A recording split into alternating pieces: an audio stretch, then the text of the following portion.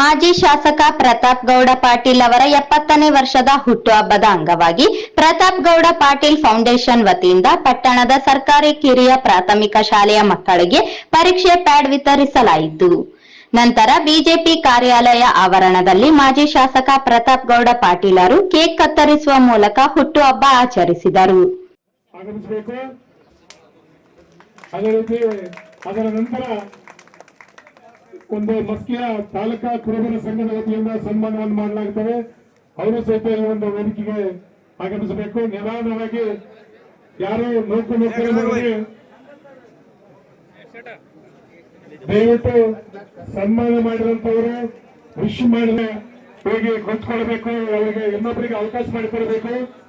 ಮಾಜಿ ಶಾಸಕರಿಗೆ ಪುರಸಭೆ ಅಧ್ಯಕ್ಷರು, ಸದಸ್ಯರು, ಮುಖಂಡರು ಸಿಹಿ ತಿನ್ನಿಸಿ ಹುಟ್ಟುಹಬ್ಬದ ಶುಭಾಶಯಗಳನ್ನು ಹೇಳಿದರು.